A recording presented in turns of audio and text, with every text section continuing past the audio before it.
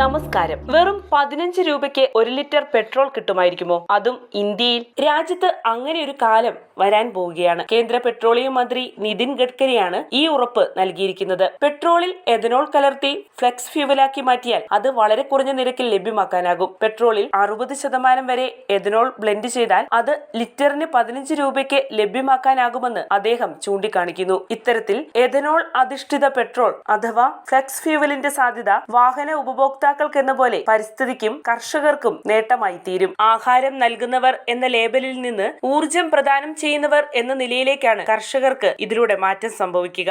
ജലരഹിതമായ ethyl ആൽക്കഹോളിനാണ് ethanol എന്ന് പറയുന്നത്. അന്നജം ധാരാളം അടങ്ങിയ കരിമ്പ്, ധാന്യങ്ങൾ തുടങ്ങിയ ജൈവ ഉൽപ്പന്നങ്ങളിൽ നിന്നുമാണ് ഇത് നിർമ്മിക്കുന്നത്. എഥനോൾ തന്മാത്രയിൽ ഓക്സിജൻ ഉള്ളതിനാൽ പൂർണ്ണമായ ജ്വലനം സാധിക്കുന്ന ഇന്ധനമാണിത്.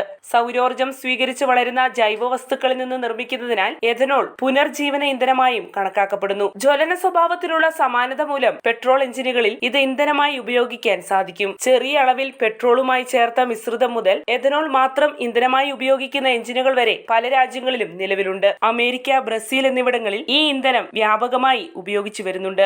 ഇന്ത്യയിൽ 2001 മുതൽ തന്നെ എഥനോളും പെട്രോളും ചേർന്ന മിശ്രിതം ഇന്ധനമായി ഉപയോഗിച്ചുള്ള പരീക്ഷണങ്ങൾ നടത്തി തുടങ്ങിയിരുന്നു. പ്രാരംഭഘട്ടത്തിൽ 5% മുതൽ 10% വരെ എഥനോൾ ചേർത്ത പെട്രോൾ ആണ് ഉപയോഗിച്ചു തുടങ്ങിയത്. നിലവിൽ ഇത് E20 അഥവാ 20% എഥനോൾ ചേർത്ത പെട്രോളിൽ വരെയാണ് എത്തി നിൽക്കുന്നത്. വാഹന എഞ്ചിനുകളിൽ എഥനോൾ ഉപയോഗിക്കുന്നത് കൊണ്ട് പല ഗുണങ്ങളുമുണ്ട്. എഥനോൾ ഇന്ധനമായി ഉപയോഗിക്കുമ്പോൾ ജ്വലനശേഷം പുറന്തള്ളപ്പെടുന്ന വാതകങ്ങളിൽ നിന്നുള്ള മലിനീകരണം കുറയ്ക്കാൻ സാധിക്കും. മറ്റൊരു പ്രധാന നേട്ടമാണ് ഖനനം ചെയ്തെടുക്കുന്ന ഇന്ധനങ്ങളെക്കാൾ വളരെ കുറഞ്ഞ വിലയിൽ ഇത് ലഭ്യമാക്കാനാകുമെന്നത്. കൃഷിയിൽ നിന്നും ലഭിക്കുന്ന ജൈവ വസ്തുക്കളിൽ നിന്ന് നിർമ്മിക്കുന്നതിനാൽ തന്നെ ദീർഘകാലത്തേക്കുള്ള ലഭ്യത ഉറപ്പുവരുത്താൻ കഴിയുന്ന ഇന്ധനമാണ് എഥനോൾ. അതേസമയം എഥനോൾ കലർത്തിയുള്ള ഇന്ധനം വാഹനങ്ങളുടെ എഞ്ചിന്റെ ആയുസ്സിനെയും ഇന്ധനക്ഷമതയെയും ബാധിക്കുമോ എന്ന സംശയങ്ങളും ഈ ഇന്ധനത്തിന്റെ ഉപയോഗം സംബന്ധിച്ച ആലോചനകൾ തുടങ്ങിയ കാലം മുതലേ നിലനിൽക്കുന്നുണ്ട്. എഥനോളിന്റെ കൂടിയ അളവിലുള്ള സാന്നിധ്യം ചില പ്ലാസ്റ്റിക്, റബ്ബർ, അലുമിനിയം ഘടകങ്ങൾ ദ്രവിക്കാൻ ഇടയാക്കിയേക്കാം. ഇത്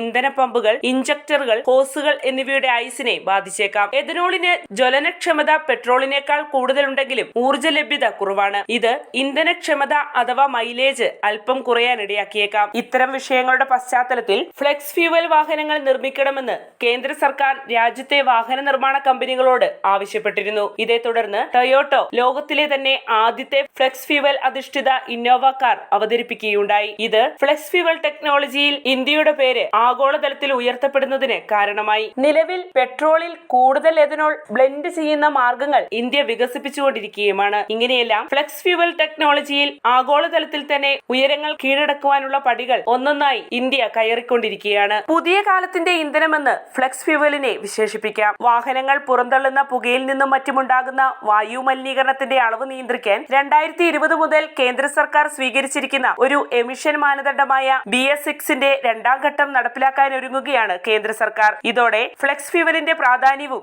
ഏറിവരികയാണ്. നിലവിൽ പെട്രോളിൽ 60% മുതൽ 85% വരെ എഥനോൾ ബ്ലെൻഡ് ചെയ്യാനുള്ള ശ്രമങ്ങളാണ് പുരോഗമിച്ചുകൊണ്ടിരിക്കുന്നത്. ഇന്ത്യയെ സംബന്ധിച്ച് ഫ്ലെക്സ് ഫ്യൂവലിന്റെ വ്യാപക ഉപയോഗം ക്രൂഡ് ഓയിൽ ഇറക്കുമതി കുറയ്ക്കുന്നതിന് ഏറെ സഹായകമാകും. ഇപ്പോൾ രാജ്യത്തിന്റെ ആവശ്യകതയുടെ നല്ലൊരു ശതമാനവും ഇറക്കുമതിയെ ആശ്രയിച്ചാണ് ഇരിക്കുന്നത്. നിലവിൽ റഷ്യയിൽ നിന്നുമാണ് ഇന്ത്യ കൂടുതൽ ഭാഗം എണ്ണയും ഇറക്കുമതി ചെയ്യുന്നത്. റഷ്യ ഇപ്പോൾ അനുവദിച്ചിരിക്കുന്ന സബ്സിഡി ആനുകൂല്യങ്ങളിൽ മാറ്റം വരുത്താനുള്ള സാധ്യത മുന്നിൽ കണ്ട് ഒപെക് രാഷ്ട്രങ്ങൾക്ക് പുറമെ ഗയാന പോലുള്ള പുതിയ എണ്ണ സങ്കേതങ്ങൾ തേടുന്ന നടപടികളും ഈ വിധത്തിലെല്ലാം എണ്ണ ഇറക്കുമതിക്കായി രാജ്യം നല്ലൊരു തുക നീക്കിവെക്കുന്നുമുണ്ട്.